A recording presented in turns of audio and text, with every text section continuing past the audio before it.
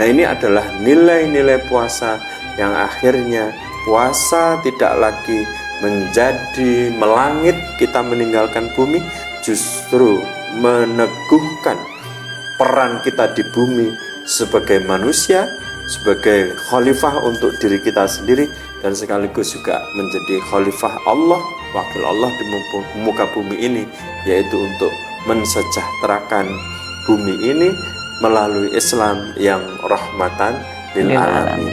Sehingga puasa kita betul-betul meneguhkan kembali kemanusiaan kita. Terima kasih.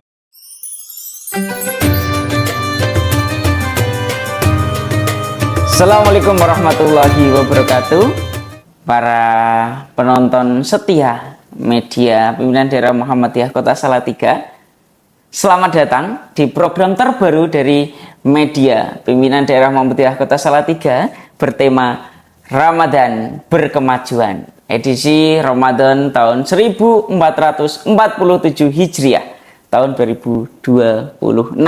Oke, pada kesempatan kali ini kita akan berbincang bersama yang pasti mengenai tentang puasa.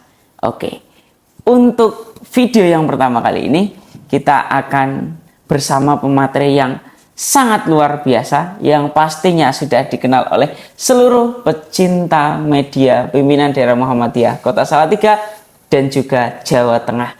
Beliau adalah Bapak Hamam PhD selaku Sekretaris Pimpinan Daerah Muhammadiyah Kota Salatiga dan juga Ketua MPKSDI PWM Jawa Tengah. Apa kabar Bapak Hamam? Alhamdulillah, kabar baik. Luar biasa. Bagaimana kabarnya? Alhamdulillah, sangat baik. Senang sekali bertemu dengan Pak Hamam ini. Ini momen penting ya. Betul sekali. Di Ramadan bisa ketemu Mas Eko, biasanya ketemu di sekolah. Iya, betul sekali. Luar biasa. Saya sangat senang sekali bisa berbincang bersama Pak Hamam. Lah, pada kesempatan kali ini Pak Hamam, saya akan bertanya-tanya. Siap. Tentunya tentang puasa dan juga realitanya seperti apa nantinya. Nah, ada beberapa pertanyaan yang mungkin sangat-sangat bermanfaat ketika dijawab oleh Pak Hamam. Amin. Terima kasih. Terima kasih Mas. Ya, dan ini sudah ditunggu-tunggu oleh seluruh penonton yang ada di rumah. Ya. Amin. Semoga bisa menjawab. Amin. Pastinya, pasti bisa menjawab. Di sini Pak Hamam. Yang pertama, kan banyak sekali ketika orang berpuasa itu, tapi belum tentu berubah sikapnya. Jadi hanya berpuasa, menahan lapar, dan minum. Seperti itu. Belum bisa merubah sikapnya menjadi lebih baik lagi ketika berpuasa di bulan Ramadan, lalu setelah bulan Ramadan. Lah, di sini menurut Pak Hamam, apa hubungan puasa dengan cara kita menghargai sesama manusia? Dengan konteks tadi, merubah sikap kita. Baik, terima kasih. Para pemirsa dan wabil khusus adalah tim media Pimpinan Daerah Muhammadiyah Kota Salatiga. Berpuasa itu menurut saya adalah mengingatkan kembali bahwa kita adalah hamba dari Allah Subhanahu wa Ta'ala. Karena dan sekaligus menyadarkan tentang eksistensi kemanusiaan kita. Kalau hanya sekedar makan, kalau hanya sekedar minum, kalau puasa itu hanya untuk menahan lapar dan haus, tentu maaf saya katakan binatang juga memiliki rasa lapar dan haus. Dan selanjutnya makhluk Allah yang lain juga melakukan secara hubungan instingtif untuk melestarikan keturunannya. Dia juga melakukan hubungan dengan sesama binatang itu, quote and quote. Nah, dengan puasa ini kita diingatkan kembali satu, bahwa Allah Subhanahu wa Ta'ala yang maha kuasa, yang maha rahman, yang maha rahim, ingin mengembalikan kita untuk mensyukuri nikmat Allah yang kita anggap biasa, yaitu makan dan minum. Barangkali kita itu menganggap nikmat biasa seperti binatang, tapi justru apa yang membedakan antara manusia dengan binatang? Apakah kita bersyukur dengan diberi nikmat, yaitu bisa makan dan kemudian bisa minum, dan kesadaran imaniyah, kesadaran teologi bahwa semua ini adalah diberikan oleh Allah Subhanahu wa Ta'ala. Nah, harapan saya teman-teman yang melakukan puasa, terutama umat Islam, itu kembali bahwa ternyata kalau kita tidak makan, ternyata kalau kita tidak bisa minum, maka kemudian kita tidak bisa ibadah yang lain. Nah, maka dengan puasa ini kita dilatih oleh Allah untuk kembali mensyukuri nikmat berupa adanya makanan, adanya minuman, dan kemudian kita tinggal di tempat yang aman seperti ini untuk kembali kepada Allah Subhanahu wa Ta'ala, yaitu sebagaimana juga tujuan puasa, yaitu untuk bertakwa. Berarti bisa dikatakan esensi untuk berpuasa ini agar kita bisa minimal berubah lah sedikit, itu dimulai dari bersyukur. Ya, betul. Berpuasa harus mampu mengembalikan kemanusiaan kita, bukan kemudian hadirnya lapar, kemudian nanti bisa makan. Hadirnya haus, kemudian kita bisa minum. Tetapi hadirnya kedua-duanya itu mampu mensyukuri nikmat Allah yang kita anggap biasa. Masya Allah, luar biasa. Sehingga kita nantinya bisa menghargai orang lain seperti itu ya, ketika kita sudah bersyukur. Oke, masuk ke pembahasan selanjutnya ini Pak Amam. Karena di tengah kehidupan kita yang serba cepat dan konsumtif ini bisa diartikan banyak sekali, maka bagaimana puasa itu bisa melatih diri kita agar tetap manusiawi dan tidak kehilangan empati, Pak. Sehingga konsumtif makan, konsumtif segala hal lah seperti itu. Baik. Bagaimana, Pak? Terima kasih. Selanjutnya yang kedua, kalau yang pertama tadi adalah persoalan fisik, yaitu makan dan minum. Sekarang kita naik level kemanusiaan kita, yaitu melahirkan empati. Apa toh sebenarnya empati itu? Yaitu merasakan apa yang dirasakan oleh orang lain. Mencoba memahami apa yang difikirkan oleh orang lain. Itu adalah pilar atau dasar pertama kali lahirnya empati. Merasakan bahwa dia adalah manusia, kita manusia. Sesama manusia kita memiliki sifat dua minimal, yaitu sedih, kemudian senang, kemudian lapar atau haus. Nah, bagaimana puasa bisa melahirkan empati? Ini yang penting. Jadi satu, supaya kita tidak konsumtif, kalau kita sedang makan, maka selain rasa syukur, yang harus kita hadirkan adalah misalnya makanan ini yang merupakan nikmat dari Allah, apakah saudara-saudara kita juga sudah, atau di negara belahan yang sedang berkonflik, betapa nilai makanan ini menjadi sangat penting. Sehingga kalau toh kita mau makan, tidak kemudian kalau suka begitu lahap dan lupa diri. Dan sebaliknya kalau kita tidak suka dengan makanan, kemudian makanan itu kita abaikan, kita buang menjadi sampah. Nah, hadirnya empati di dalam puasa itu adalah ketika kita suka dengan makanan, tetap kita mengendalikan diri. Sebaliknya kalau kita tidak suka dengan makanan, apakah itu karena menunya, karena rasanya, atau mungkin volumenya, maka kemudian kita tidak serta-merta makanan itu kita buang. Karena apa? Kalau makanan yang suka kita makan cara berlebih, itu juga tidak baik buat diri kita. Dan kemudian yang kedua juga kita lupa banyak saudara kita yang belum makan. Apalagi makanan-makanan yang kita tidak suka dan kita buang, itu menjadi naudzubillah, yaitu menjadi penutup pintu rezeki. Kalau kemudian kita mempunyai rezeki, diberi makanan dan makanan tidak kita suka, kemudian kita buang. Nah, puasa sungguhnya adalah ingin meningkatkan selain rasa syukur tadi, kemudian yang kedua adalah ingin melahirkan empati, dan kemudian kita selalu memiliki tenggang rasa. Kalau kemudian dikaitkan dengan kepemimpinan nasional, maka kita akan menjadi pemimpin yang bijak, yang kemudian bisa melihat antara yang ekstrim kaya dan sekaligus ekstrim yang miskin, maka kemudian kita bisa berada di tengah yang adil, yang mampu memberikan treatment yang pas sesuai dengan kebutuhan.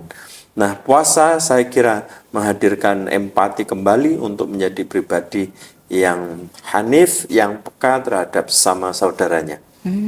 Iya. Berarti bukan hanya konsumtif di makanan saja, tapi memang ketika di kehidupan tadi disampaikan kepemimpinan itu sangat berpengaruh ya Pak Amam. Betul, ya? betul. Luar biasa sekali itu, berarti ya kita berhati-hati juga. Jadi di puasa ini kan juga bukan hanya makanan, pakaian juga harus kita tetap ya sewajarnya saja. Kalau cukup memang perlu satu, kenapa harus beli dua? Kalau memang dua sudah cukup, kenapa harus tiga? Betul. Selalu berpikir, ada kan iklan itu kita membeli banyak topi, baju dan sebagainya yang viral di media. Kadang kita membeli di luar kebutuhan kita. Yes. Terima kasih. Betul, ya, luar biasa. Lah, di sini selanjutnya Pak Hamam, dari menarik tadi keterikatan antara pertanyaan 1 dan 2. Di sini puasa juga sering dianggap sebagai urusan pribadi. Lah, betul. Di sini yang agak mungkin saya pribadi dan kawan-kawannya ada di rumah itu agak rancu nih Pak Hamam. Lalu bagaimana ketika puasa itu dikatakan sebagai suatu urusan pribadi, ketika kita seharusnya berdampak pada kepedulian sosial seperti terhadap fakir miskin atau mereka yang tertindas. Esensi urusan pribadi itu bagaimana Pak Amam? Baik, saya ulang pertanyaan pertama tadi bagi para penonton yang baru menyimak.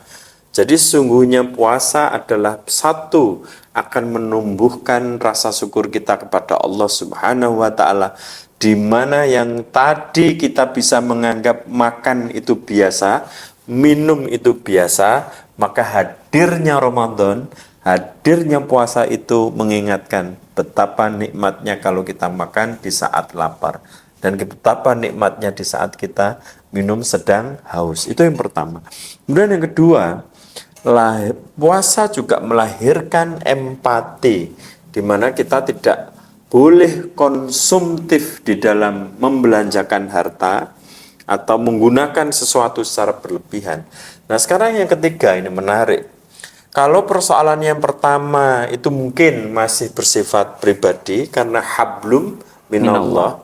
Kemudian yang kedua bersifat hablum minannas tapi masih tumbuh di dalam hati, pengendalian diri, kemudian mencoba merasakan apa yang dirasakan oleh orang lain.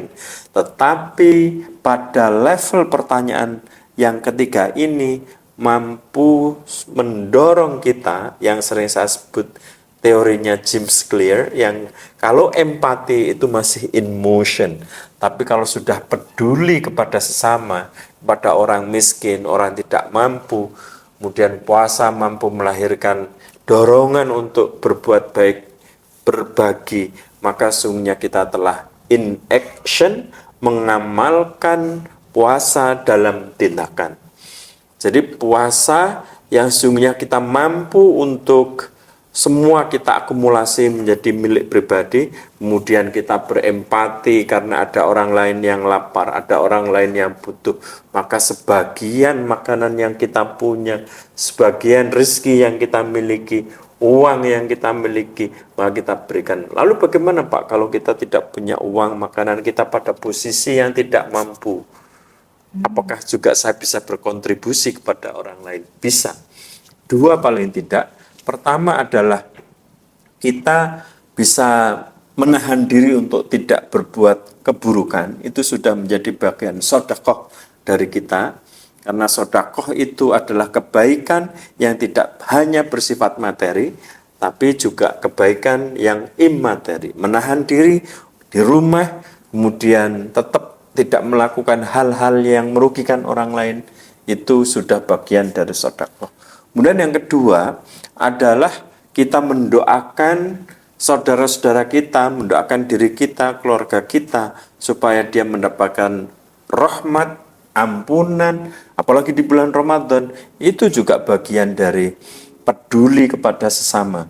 Sehingga puasa bukan lagi semata-mata persoalan makan dan minum, persoalan empati, tetapi sudah pada tindakan nyata untuk berbagi kepada orang lain kalau kita punya materi, tapi kalau tidak punya materi, maka diam, tidak melakukan keburukan pribadi. Dan yang kedua, kalau kita punya kemampuan, kita bisa berdoa, mendoakan saudara-saudara kita, minimal sekarang kayak seperti di Palestina, semoga saudara-saudara kita diberikan bantuan dan pertolongan oleh Allah Subhanahu wa taala.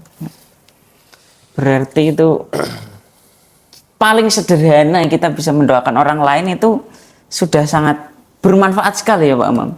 Sudah menjadi buah dari puasa. Luar biasa. Kalau kita belum memiliki kepedulian itu, atau bagi saudara-saudara kita yang sudah punya kepedulian itu, maka saya berkeyakinan teman-teman yang memiliki empati dan mendoakan orang lain, sungguhnya dia telah mengimplementasikan nilai-nilai puasa. Oke. Jadi teman-teman di rumah mungkin nanti ketika menonton dari awal ini sangat luar biasa sekali keterikatan antara pertanyaan 1, 2, dan 3. Betul.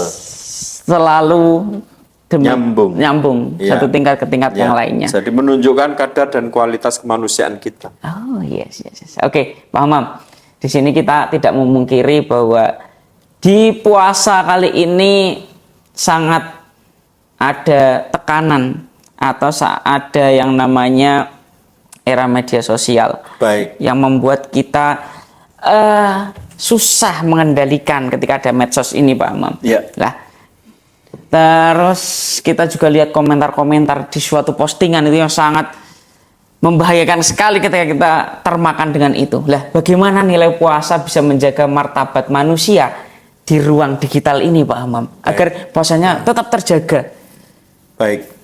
Ada satu peristiwa yang luar biasa di Ramadan itu, yaitu yang kita sebut dengan peristiwa nuzulul Quran. Ada momen yang luar biasa yang ditunggu oleh seluruh umat manusia, wabil khusus yang beriman, yang kemudian melaksanakan puasa di bulan suci Ramadan. Dia akan banyak membaca Al-Quran. Mungkin dimulai dari tilawah, hanya membaca secara keras tanpa memahami artinya. Mungkin dia dengan kiroah, dia mungkin silent reading atau reading by heart, membaca dalam hati, dan kemudian dia memahami terjemahannya. Kemudian yang ketiga, dia bisa melakukan tadarus, yaitu tidak cukup dengan membaca dalam hati, kemudian membaca terjemah, tapi dia juga ingin tahu konteks historisnya. Kenapa ayat ini turun, asbabul nuzulnya. Kemudian bagaimana para mufassir itu memahami. Nah, ini satu tahapan yang menarik. Jadi mulai tilawah, kemudian qiraah, kemudian tadarus. Nah, yang terakhir ini yang menarik, tadabbur. Ketika kita Ramadan sebagai salah satu simbol nuzulul Quran, ada Lailatul Qadar, mungkin malam-malam yang mulia itu, dan ada satu peristiwa nuzulul Quran itu, apa maknanya? Pesan yang bisa kita tangkap adalah bahwa kita diminta untuk membaca Al-Quran dengan 4 model ini, mulai dari tilawah, kemudian kita lanjutkan dengan yang kedua adalah qiraah, kemudian tadarus, dan yang terakhir tadabbur. Maka minimal nih para pemirsa, setelah membaca Al-Quran dapat inspirasi, tidak bermaksud untuk riya, tapi marilah kita bahasakan dengan bahasa kita, tidak harus mengutip Al-Quran kemudian ditempel copy paste kemudian kita unggah, boleh silahkan, tapi akan lebih bagus coba dicerna pesan-pesan dari Al-Quran itu, apakah itu berisi larangan, apakah itu berisi perintah, apakah itu berisi sejarah, dan kemudian kita mencerna pesan itu. Yang memiliki sosial media kita bahasakan dengan bahasa kita, tetapi spirit, nilai, dan pesan yang kita sampaikan melalui sosial media adalah pesan-pesan dari Al-Quran. Itu yang pertama, yang menurut saya paling ideal. Tapi kalau kemudian tidak ideal, ya cukup menahan untuk tidak share dan kemudian tidak memviralkan, tidak broadcast terhadap konten-konten yang tidak bermanfaat, dan tentu konten-konten yang tidak bisa dipertanggungjawabkan.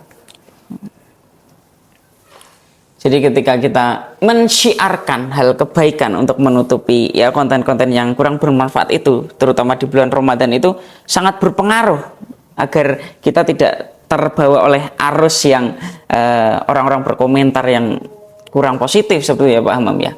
Tidak terpengaruh. Jadi paling mendasar adalah motivasi kita mengisi konten itu.